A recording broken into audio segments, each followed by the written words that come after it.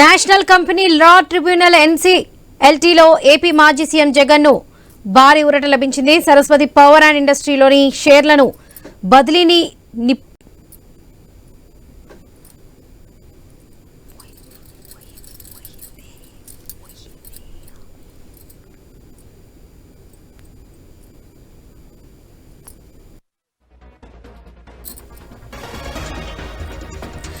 National company law tribunal ఎన్సీఎల్టీలో AP మాజీ CM Jagan కు భారీ ఊరట లభించింది. సరస్వతి పవర్ అండ్ ఇండస్ట్రీలోని షేర్లను బదిలీని నిలుపుదల చేస్తూ ఎన్సీఎల్టీ ఉత్తర్వులు ఇచ్చింది. షేర్ల బదిలీని ఆపాలంటూ జగన్ గతంలో వేసిన పిటిషన్ అనుమతించింది ట్రిబ్యునల్.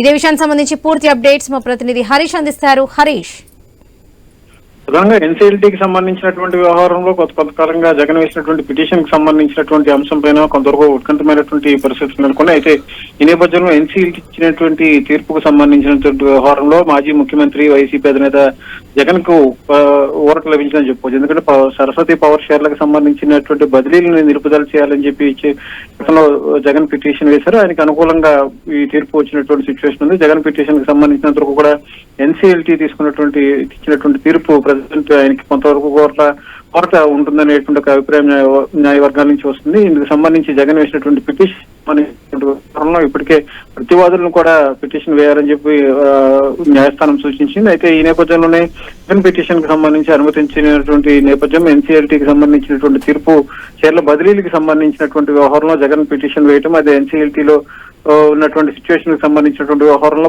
సరస్వతి పవర్ షేర్ల బదిలీకి సంబంధించినటువంటి వ్యవహారంలో ఇప్పటికే పెద్ద ఎత్తున జరుగుతున్నటువంటి చర్చకు సంబంధించి వివాదాలకు సంబంధించినటువంటి వ్యవహారంలో అటు కుటుంబ వ్యవహారానికి సంబంధించినటువంటి అంశాలు కూడా చర్చనీయాంశంగా మారినటువంటి నేపథ్యంలో ఈ వ్యవహారం పైన ఎన్సీఎల్టీ ఇచ్చినటువంటి తీర్పులో కొంతవరకు కూడా జగన్ కి ఊరట లభించిందని మనం చెప్పుకోవచ్చు.